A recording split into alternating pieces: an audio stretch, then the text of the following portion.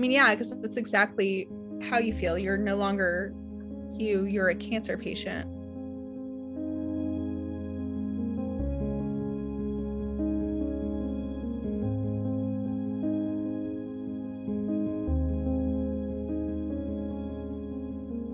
I'd gone from like, I was, this like young graduate student who like worked in like nightclubs on the weekends and like worked at like a rock poster museum and like went out a ton and did like all this cool stuff, to someone who was like inside all the time and like living at the hospital.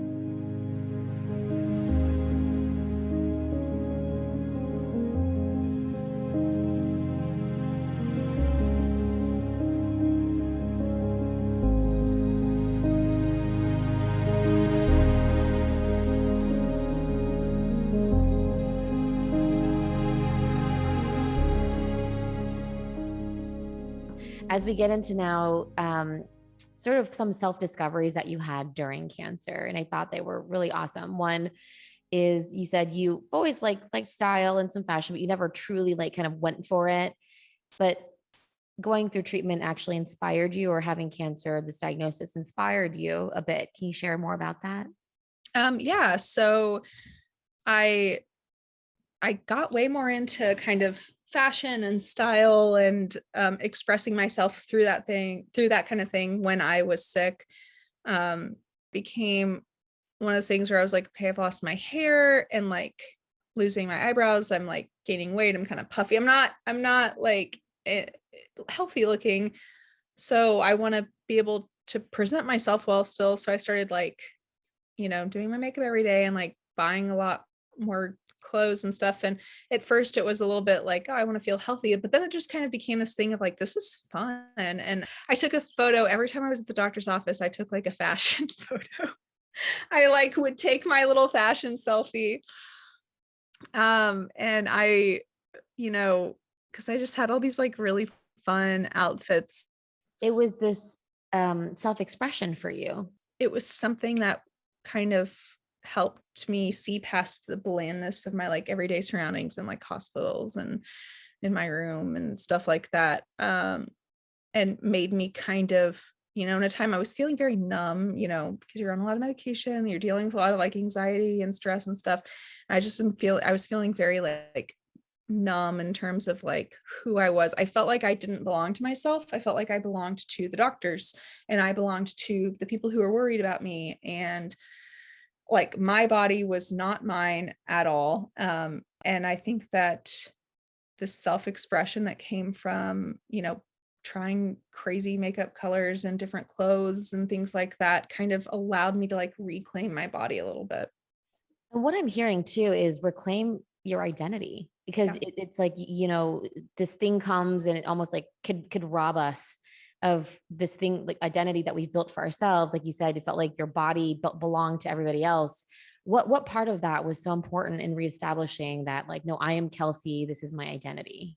I think there was so much attention on me all the time at this point, and I was someone that never had a ton of attention on me, and I wasn't someone that was like big and loud and stuck out. I always, kind of went with the flow and like blended in. And all of a sudden I'm like bald, walking down the street bald. Like, you're gonna notice the bald girl walking down the street. And so it was one of those things where I was like, screw it, like I'm gonna try all the crazy stuff I've always wanted to try but been too scared to, because I already look like this. And I'm gonna reclaim this space for myself, and it's something that has stuck with me. You also found a different voice, a comedic kind of humorous voice, which I love. I mean, I just love that. Please tell us about how you sort of fell into comedy in this way. One day just sat down and I was just feeling a lot of emotions and like, but didn't know how to get them out. And I just sat down in my room and I just like wrote like 20 pages. I wrote from start to finish everything I had experienced with cancer. And I kind of forced myself to go really deep into the parts that were really painful to think about. And out of that came a lot of really funny stuff that made me laugh, that came out of these like very serious pages.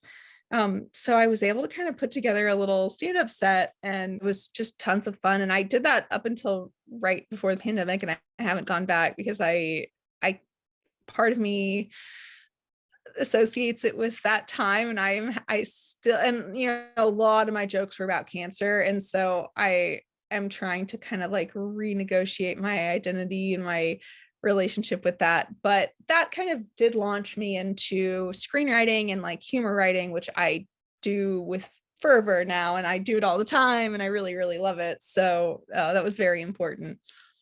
It was like this, and I always joke it was like this steroid induced mania, because I would like get out of chemo, be on all these steroids, be on all these meds, and I'd be like, I gotta do something, but I would feel weird. So it'd be something I was like, that's perfect stand-up headspace, right? Like you gotta do something, but you feel really, really weird. And you get up there and you don't care if people are throwing rocks at you, because you will get crickets like 50% of the time when you start. So it was just something of like a combination, and I don't want to say it was all the meds or anything like that, but it was like a combination of kind of just being in a place in my life where I was like, whatever, like when else am I going to do anything? Like I don't even care anymore, I'm just going to do it. So kind of liberating, it feels it was honestly, yeah, definitely.